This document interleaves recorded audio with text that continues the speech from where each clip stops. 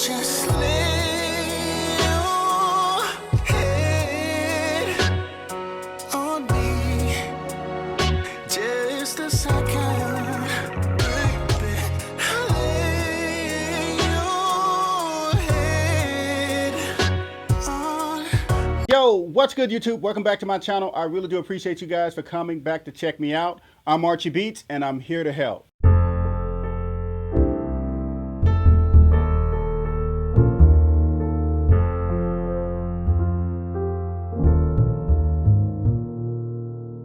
What is up, YouTube? This is your boy Archie Beatz. Welcome back to another episode of Audio Tipmas, where I'll be giving you guys audio tips up until Christmas. Today we are discussing how to attack and create those big background vocals to support the lead vocals and R&B hooks, pop hooks, pretty much any type of genre of music. I'm going to show you guys how I get my background vocals. This track is produced by me. It is my song as well. I'm singing it. I engineered it, I mixed it, I mastered it, and played the instruments on it. I can kind of give you guys a detailed process on how I create these records and how I mix records, because I'm the one that's singing on them and I'm the one that produced them and mixed and mastered them. Before we get started, if you guys like any type of audio tips, make sure you subscribe to my channel. I'll be giving out lots of vital information when it comes to audio production and just production and mixing and mastering in general. Let's go ahead and attack the signal flow, which is I recorded it with my Norman U87, and I did some vocals with my Rode NTK in the background. I think it was the middle, if I don't recall, because I recorded this song a few months ago,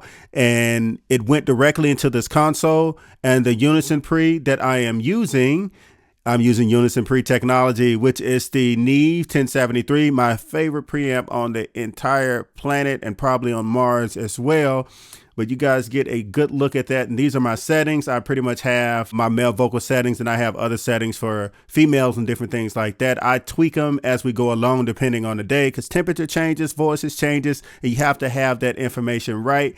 And as far as my aux, I didn't really print anything to tape, but I used this AKG BX20 over here just so I can be comfortable while recording this record. So guys, I'm giving y'all full details about this. This is how we roll. And let's go ahead and talk about this Pro Tools session. I recorded it and I mixed it in Pro Tools, but you guys keep in mind, you can do it in whatever DAW you want to do it in, or whatever DAW that you own and that you're comfortable with. All these settings do apply to whatever DAW, digital audio workstation, that you're using. So let's go ahead and give it a listen. We're going to start with the hook. You're in a space, so just lay your head on me just a second, baby. Lay your head on me.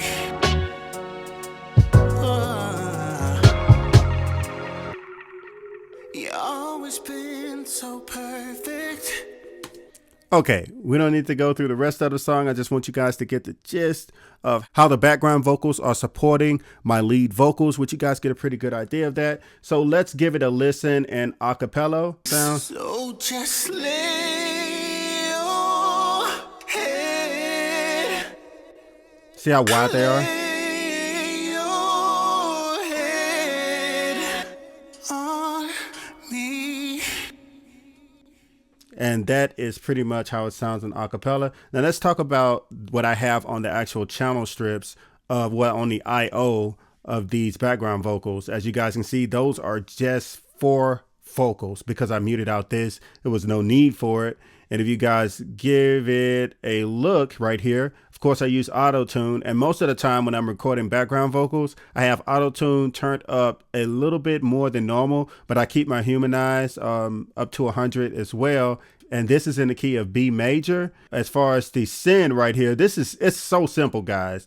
I have this sent over to a doubler, a hook doubler, to where I use, this about to be pretty odd, I use Echo Boy for the doubler. It's this preset that they have vocal doubler in it, but I messed around a little bit and I sync the tempo, and I have the master, the style is master tape. And if you guys get a look at this, in most cases, as you guys saw in my previous video, I use ping pong all the time.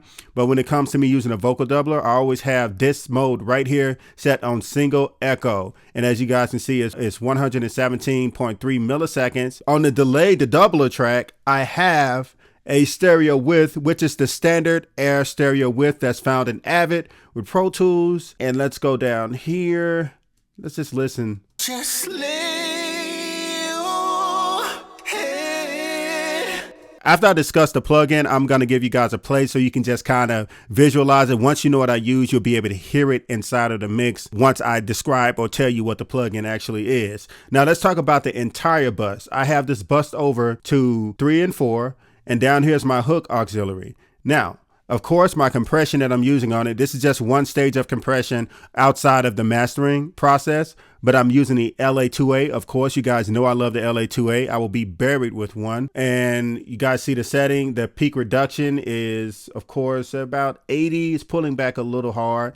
And right here with the makeup gain, they call this gain on the LA2A, but it's makeup. You're pretty much giving it a little gain. I got it set to 40. I didn't have to gain it that much because the vocals, they're coming in pretty strong. I don't have to deploy too much makeup gain. And let's take a look at the EQ. As you guys can see for the EQ, I have a lot of the lows taking out and a lot of the mids. And right here, you see that boost right there at where the human voice normally begins. Most humans talk between 1 and 4K. So I just tweak this in here around where the human voice lives to, you see where that 5K and 10K. To me, I get the best pronunciation in my mix. But if you guys can see right above that 10K, when it comes to the mastering process, I take a lot of that out above 16 with the vocals. I take anything above 19 out over the entire track because you don't need that information. And below 50 hertz in here, unless I'm recording an analog record and it's going to wax, I kind of take out the extreme low frequency below, honestly, it's about 30 hertz. I take everything below that, and anything above 19, 20 in that area, I take it out. And of course, I have my width, no phasing at all. As you guys can see up here on my doubler, I have the width for the doubling effect kind of in the center. Right here for the actual hook auxiliary, which is the overall auxiliary, I have it turned all the way up to 200%. That way it creates a dimension. The vocals are actually wider than the actual effect. The effect is sitting in the middle in a sense. Technically it's not in the middle, but due to the percentage of the width that's turned up, it's in the middle as far as phantom imaging that your ears are creating for it. So this is pretty much the gist of it, guys. And let's go ahead and look at this send real quick. And as far as this send right here, if you guys can see, this is actually reverb. I have this sent over to reverb and I use the BX20 for the reverb on this auxiliary. And now you guys know what I use. So let's hear it. And if you guys hear exactly what I did, comment and give me a thumbs up below, because I want to make sure that I am being as detailed and I'm being as clear as possible. And you guys are completely understanding how this engineering and this mixing and vocal process work. And that way I can help you guys out a little better with the next video. So let's give it a listen a cappella. So just lay your head on me. Lay your head on me. Okay, so now that we did that, guys, let's listen to the part where I come in with my ad libs. Let me just show you guys how those vocals just sit there just beautifully. So just lay your head on me, just a second, baby. Lay your head on me.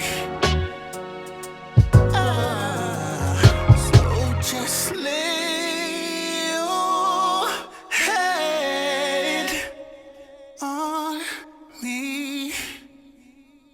And guys, that's how you get those settle R&B pop background vocals, and it's accompanying the lead vocals to a point to where you just feel every single note of the record.